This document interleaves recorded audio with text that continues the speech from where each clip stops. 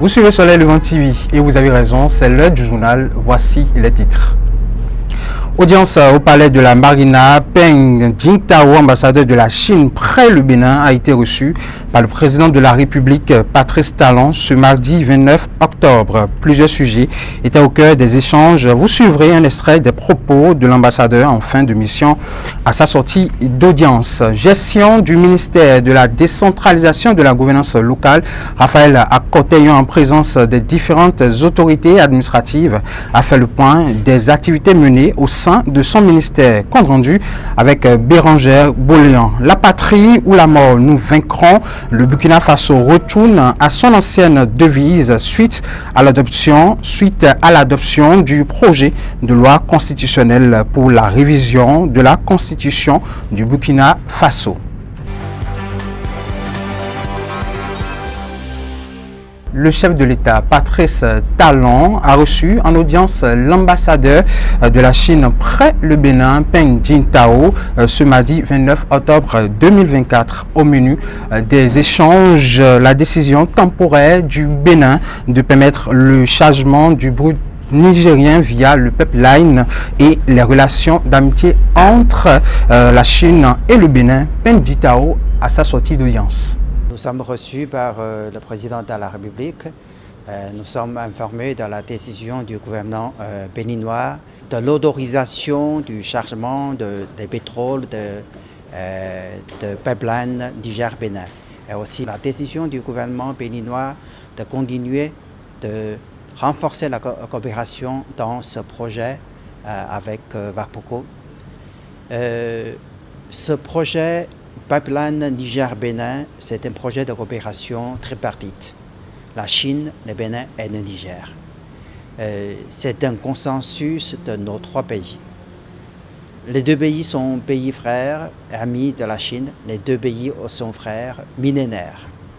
Donc nous espérons que nous travaillons ensemble pour faire ce projet, un projet de coopération tripartite, et aussi un projet de renforcement de notre amitié et notre coopération. Le Conseil des ministres s'est tenu ce mercredi 30 octobre 2024 sous la présidence de Patrice Talon. Parmi les grandes décisions de cette assise, on parle de la création du Centre national des produits biologiques à usage vétérinaire dans le domaine de l'agriculture, de l'élevage et de la pêche. Dans les affaires sociales, il s'agit de la création et de l'approbation des statuts du Centre d'assistance psychiatrique et d'accompagnement des personnes en situation de mendicité. Le point dans nos prochaines éditions. Dialogue de gestion du ministère de la décentralisation et de la gouvernance locale du 30 septembre 2024. Les travaux se sont déroulés le vendredi dernier à Cotonou en présence de l'autorité ministérielle Raphaël Akoteyong, compte rendu avec Bérangère Boléan. Réunis dans cette salle de conférence à Cotonou en début de week-end, ces préfets des départements et responsables du ministère de la décentralisation et de la gouvernance locale.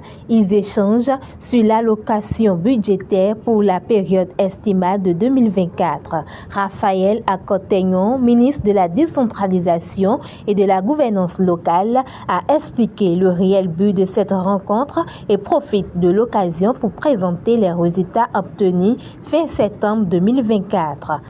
Cette session, la deuxième de l'année 2024, est un cadre d'échange entre tous les acteurs clés du pilotage et de la gestion des actions du ministère sur les performances du secteur en général, notamment celles qui découlent de l'exécution des activités planifiées au titre de l'année 2024. Ce dialogue est, entre autres, un exercice participatif de reddition de comptes auquel s'adonnent trimestriellement les ministères et en particulier le ministère de la décentralisation, à l'instar des autres institutions de l'État. Grâce à nos efforts que je me permets de reconnaître à leur juste valeur, nous avons pu obtenir les résultats suivants à fin septembre 2024. Sur le plan financier, les ressources ont été engagées et ordonnancées respectivement à 86,82% et 85,01% pour une cible de 75% contre 81,41% et 79,19% à fin septembre 2023. Aussi, le programme d'investissement public du ministère est-il exécuté financièrement à 73,23%, base, engagement et ordonnancement, pour un taux physique de 74,30%. Des indicateurs affichent à tous les niveaux une performance remarquable pour cette année 2024 et rappelle un peu ce qui s'est passé en 2023.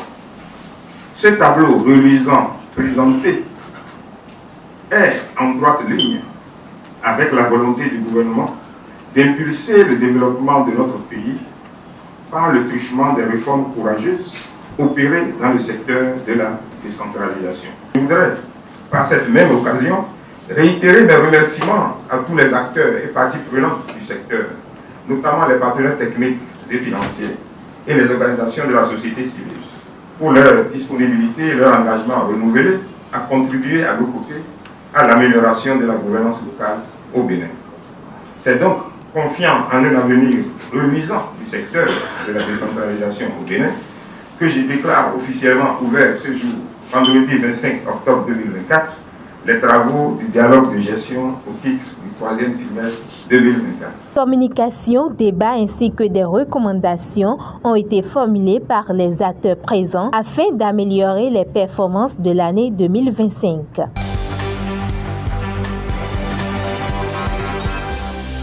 Les députés de l'Assemblée législative de transition ont adopté à l'unanimité le projet de loi constitutionnelle visant à réviser la constitution du Burkina Faso ce mardi 29 octobre 2024. La nouvelle devise nationale, la patrie ou la mort, nous vaincrons, remplace l'ancienne formule unité, progrès et justice. Les détails avec nos confrères de la 3 TV. Le gouvernement burkinabé n'a pas eu besoin d'un recours au référendum pour la modification de sa constitution. Avec 100% de voix, l'Assemblée législative de transition a donné son quitus pour sa modification. La constitution burkinabé est donc modifiée en ses articles 34, 36 et 147.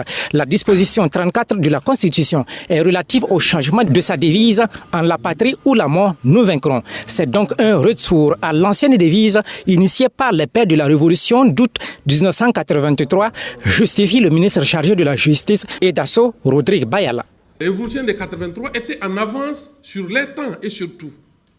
Donc la volonté aujourd'hui, c'est de repartir sur ces fondamentaux et de voir quels sont ceux qui sont encore d'actualité, les adapter dans notre marche aujourd'hui pour pouvoir avancer. Surtout que nous faisons face à une situation qui n'est pas exactement la même que en 83, nous avons la lutte contre le terrorisme qui s'est ajoutée à la lutte contre l'impérialisme qui était déjà engagée depuis 83. Donc nous avons une double lutte de sorte que nous sommes obligés d'adapter tous ces concepts qui ont été développés depuis 83 pour les adapter au contexte de notre lutte.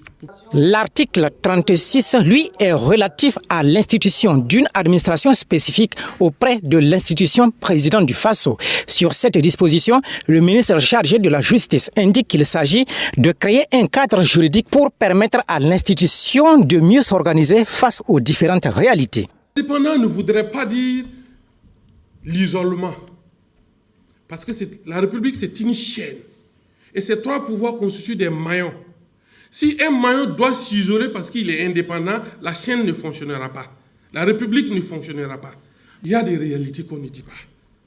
Vous avez du personnel, et ça c'est entre nous ici, vous avez du personnel qui n'ont pas de statut, malheureusement, à la présidence. Ils n'ont pas de statut parce qu'ils ne peuvent pas en voir. Vous ne pouvez pas faire un statut sur la base d'un décret. C'est compliqué. Et c'est pour mettre fin à tout ça, et effectivement aller vers une gestion transparente, pour que les gens aient une carrière La disposition 147 de la Constitution, quant à elle, permet d'approuver les accords qui consacrent l'entrée du Burkina Faso dans une fédération, une confédération ou dans une union d'États. Sur ce volet, tout en consacrant la souveraineté du peuple à approuver ces accords par référendum, il y a été institué une autre possibilité, celle de la voie législative. On n'a pas supprimé totalement le recours au référendum. C'est maintenu. Le recours au référendum est maintenu. Et en plus, pour recourir à la voie législative, nous avions pensé qu'il est nécessaire de recourir aux sages du Conseil constitutionnel pour qu'ils vérifient d'abord, en amont, si les circonstances ne permettent pas d'organiser un référendum et d'autoriser le gouvernement à y procéder par la voie législative. Donc il y a quand même un peu de garde-fou pour éviter, comme l'a dit le professeur, qu'à un moment donné, on en fasse un usage incontrôlé. Dans le fond et la forme du projet en l'état, le député professeur Abdoulaye Souma avait indiqué qu'on ne pouvait pas le délibérer. Mais le chef du département de la justice a souligné qu'il respecte la réglementation en la matière. Cette loi adoptée par les députés sera soumise au Conseil constitutionnel avant d'être transmise au chef de l'État pour promulgation. Des crues soudaines ont touché la région de Valence dans le sud de l'Espagne. Les pluies torrentielles ont causé des inondations énormes avec un bilan d'au moins 62 morts. France 24. Cet homme ne doit sa survie qu'à l'intervention des pompiers en hélicoptère. Dans la région de Valence, des villes entières sont inondées. Impossible de circuler sur de nombreux axes routiers. J'essaye de rentrer après ma journée de travail à Valence et je ne peux pas. Je suis venu jusqu'ici et je ne peux pas continuer. Plusieurs dizaines de personnes sont mortes rien que dans la province de Valence selon le gouvernement local. Madrid a envoyé une unité de l'armée pour aider les services de secours dans leurs opérations de sauvetage. Plusieurs personnes sont encore portées disparues, tandis que les médias locaux reçoivent de nombreux appels d'habitants piégés par les eaux. Les crues, extrêmement soudaines, surprennent également les habitants de la région d'Albacete, voisine de celle de Valence. Il ne pleuvait pas par ici, mais une inondation est descendue de la montagne. Il y avait des arbres, des branches, tout ça en même temps. C'était très violent. Sur les réseaux sociaux, le Premier ministre Pedro Sánchez a invité la population à éviter les déplacements inutiles. D'après les météorologues, les fortes pluies devraient continuer au moins jusqu'à jeudi. La cause de ces précipitations, un phénomène appelé la goutte froide, un type de dépression qui frappe régulièrement la côte méditerranéenne espagnole en automne, mais à l'intensité redoublée par le réchauffement climatique. On fait un tour aux États-Unis, engagé dans la dernière ligne droite de la campagne présidentielle américaine. Le candidat républicain Donald Trump a multiplié ces dernières semaines les outrances et les déclarations injurieuses contre sa rivale démocrate Kamala Harris, un fait qui a suscité de vives réactions. Suivez cet élément de France 24. L'attaque pour tenter de contenir la critique, c'est désormais la marque de fabrique de Donald Trump. Qualifié de fasciste après un meeting très polémique au Madison Square Garden, le candidat républicain s'en est défendu avec son habituel ton accusateur envers son adversaire démocrate. Kamala qualifie plus de la moitié du pays de combattants ennemis. Et elle les traite tous de fascistes et de nazis. Mais c'est une fasciste, ok? C'est une fasciste. Je ne suis pas un nazi, je suis l'opposé d'un nazi. À l'opposé, le camp démocrate s'est exprimé d'une même voix contre Donald Trump, comme ici à Philadelphie, où Bruce Springsteen et John Legend ont accompagné le discours de Barack Obama. L'ancien président vent debout contre le candidat républicain est revenu sur les propos d'un humoriste proche de Donald Trump, qui n'a pas hésité à comparer l'île de Porto Rico à une île d'ordures flottante. Si une personne ne vous respecte pas, si elle ne vous considère pas comme un concitoyen avec des droits égaux pour accéder aux chances, au bonheur et aux rêves américains, alors vous ne devriez pas voter pour elle. En meeting dans le Michigan, Kamala Harris a elle immédiatement exploité la controverse et manifesté son soutien aux Portoricains. Soyons clairs. Nous sommes tous ici parce que nous luttons pour la démocratie et pour le droit des gens à être entendus et vus. Il n'est pas question d'ennemis de l'intérieur. Nous savons que nous sommes tous dans le même bateau, c'est pour cela que nous nous battons. Selon les derniers sondages, aucun des deux candidats ne se détache vraiment pour le moment, alors que 41 millions d'Américains ont déjà voté, dont le président Joe Biden. C'est ainsi s'achève cette édition. Retenez ceci, ne cessez jamais d'essayer, ne cessez jamais de croire, n'abandonnez jamais, votre jour viendra. Merci de votre fidélité, restez avec nous. L'info continue sur Soleil Levant TV.